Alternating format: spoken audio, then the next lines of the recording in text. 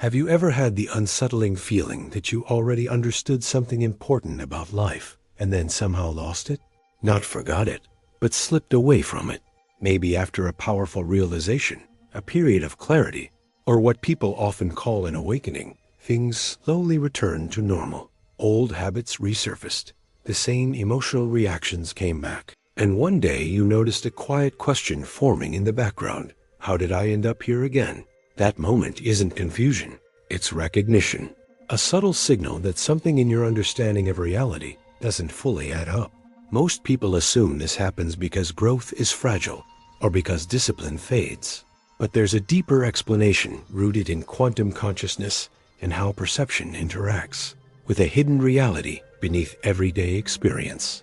Awakening doesn't automatically free you from patterns. In fact, awareness without integration can pull you back into familiar loops even faster. That's why so many people feel like they fell back asleep after seeing something true. Not because they failed, but because the system they returned to remained unchanged. What's rarely taught is that perception alone doesn't rewrite reality. The quantum field responds not just to insight, but to how awareness is stabilized over time. When clarity isn't grounded, the mind reconstructs old frameworks around new information, and the loop quietly reasserts itself. You may feel more aware, yet strangely stuck, more sensitive, yet less free, and that tension creates the exact experience you're having now. If this feels uncomfortably familiar, stay with me, because understanding why awakened states collapse is the first step toward preventing it from happening again. And once you see the mechanism behind this re-entry, you'll realize the return wasn't a setback at all. It was part of the lesson you weren't taught to recognize. If what you just heard resonated, don't treat it as passive information. This moment works only when it's shared. When you engage with this video, you're not signaling approval, you're signaling recognition, a quiet alignment with others who have questioned why insight fades and patterns return. That simple act tells the system that a community of conscious learners exists, and it allows this knowledge to reach those who are ready for it. If you feel aligned with that, step into it deliberately. This channel isn't a collection of answers. It's a space for people willing to understand how awareness actually stabilizes over time. Before we move forward, leave a brief marker in the comments. No explanation, no story. Just this line: I integrate awareness. It's not a slogan.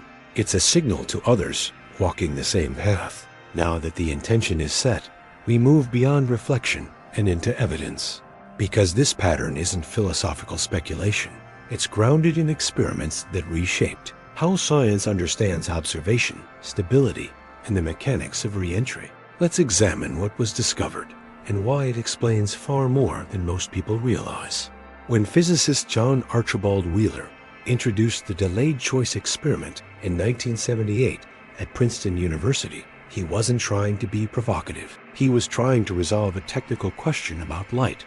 But what the experiment revealed quietly undermined one of the most comforting assumptions humans rely on, that reality is already decided before we observe it. In Wheeler's setup, a single photon passes through a double-slit apparatus, but the decision to measure its behavior as a wave or a particle is made after the photon has already entered the system. Classical logic says this choice should be irrelevant. The outcome should already be fixed. Yet repeated trials showed the opposite. A measurement choice determined how the photon behaved, even retroactively. The present decision appeared to influence how the past had unfolded. This wasn't philosophy or metaphor. It was peer-reviewed physics that forced scientists to reconsider the role of the observer. Effect at the most fundamental level. Mainstream explanations often reduce this to technical language about detectors and information, but that framing avoids the deeper implication. The quantum field does not behave like a passive stage where events simply play out. It behaves like a responsive system, sensitive to interaction, context, and awareness. And this means that you are not simply moving through a pre-written script. You are participating in how reality stabilizes around you. The expectations you carry, the way you anticipate outcomes, the emotional tone you bring into situations. These are not irrelevant side effects. They are part of the interaction. If this feels unsettling, that reaction matters. Many people experience a subtle unease when they begin to understand this, because it mirrors something they felt in their own lives. The way progress seems to dissolve after moments of clarity. The way old patterns quietly reassert themselves, even after insight. That isn't a personal failure. It's how systems behave when observation remains unchanged. Consciousness expansion isn't just about seeing more. It's about changing how awareness is applied. In the 1990s, physicist Yakir Aharonov at Tel Aviv University extended this work through time-symmetric quantum mechanics, showing mathematically that future conditions can influence present states as much as past causes do. This challenges the linear cause and effect model we're taught to trust. And this means that you may be reinforcing familiar outcomes, not because you lack understanding, but because your awareness keeps interacting with reality in the same way, even after awakening. Emotionally, this explains the frustration many people feel when insight doesn't translate into freedom, the heaviness that returns, the sense of being pulled back. If observation shapes outcomes, then awareness without recalibration doesn't liberate, it loops. And once you see that, a more uncomfortable question emerges. If the observer effect can trap you, what changes when observation itself becomes coherent? That question leads directly into the next concept, the one that explains why alignment, not effort, determines whether awareness finally stabilizes or collapses back into repetition. What carries awareness out of insight and into stability is not willpower, but resonance. In the early 1990s, researchers studying nonlinear and biological systems began observing a principle that contradicted how change was traditionally understood. Independent oscillators, systems with their own rhythms, would spontaneously synchronize when brought into proximity, without force or control. This phenomenon, known as entrainment, was later studied in human physiology by interdisciplinary teams at institutions like the HeartMath Institute, where scientists measured how emotional states influenced coherence in the nervous system and electromagnetic signals produced by the body. What they found was consistent and unsettling. When emotional patterns became coherent, biological systems stabilized. When they didn't, disorder persisted, regardless of intention. And this explains why your body often knows something before your mind does. That subtle tingling in your hands when a realization lands. The warmth or expansion in your chest when a decision suddenly feels obvious. The clarity that arrives without reasoning, without effort. These sensations are not imagination or suggestion. They are physiological feedback. When your internal systems fall into resonance, information flows with less resistance. Intuition activates not as a guess, but as coherence felt in the body. Consciousness expansion frequently announces itself through sensation because the nervous system responds faster than thought. This also explains why effort alone feels exhausting. When you try to force change through analysis or control, you create interference. Alignment reduces friction. The observer effect doesn't just collapse possibilities in the quantum field, it entrains them. When attention, emotion, and expectation synchronize, outcomes stabilize more easily. When they remain fragmented, life feels repetitive, heavy, and resistant. That loop isn't punishment. It's feedback from a system waiting for coherence.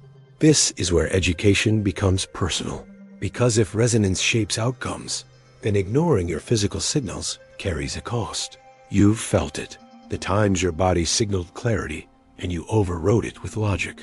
The moments intuition surfaced and you dismissed it as coincidence. Before we go any further, notice what you're feeling right now. Not the thought, but the sensation underneath it. That quiet response is often the most honest one. And acknowledging it can be uncomfortable because it asks you to admit how often you've felt it and chosen not to listen. There's an emotional cost to understanding this that no one really prepares you for. Once you begin to see how patterns reinforce themselves, how awareness interacts with reality, it becomes harder to fully blend back into the pace most people live by. You notice how often conversations skim the surface, how quickly discomfort is avoided, how rarely anyone pauses long enough to ask why they feel the way they do. That awareness doesn't make you superior. It often makes you feel quietly alone, not isolated in a dramatic sense, but slightly out of sync like you're standing half a step outside the rhythm everyone else seems comfortable with. Doubt shows up in unexpected ways. You question whether you're reading too much into things, whether trusting your internal signals will cost you stability, approval, or a sense of belonging. There are moments when going back to familiar routines feels tempting, simply because they're predictable.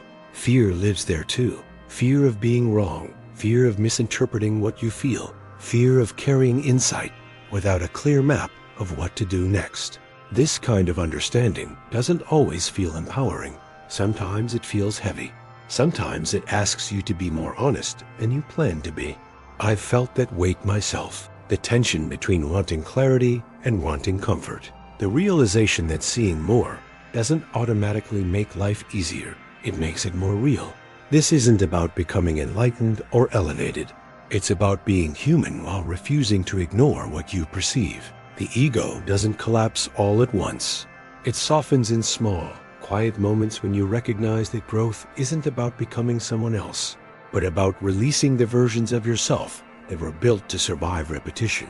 If any part of this resonates, you don't need to label it or explain it.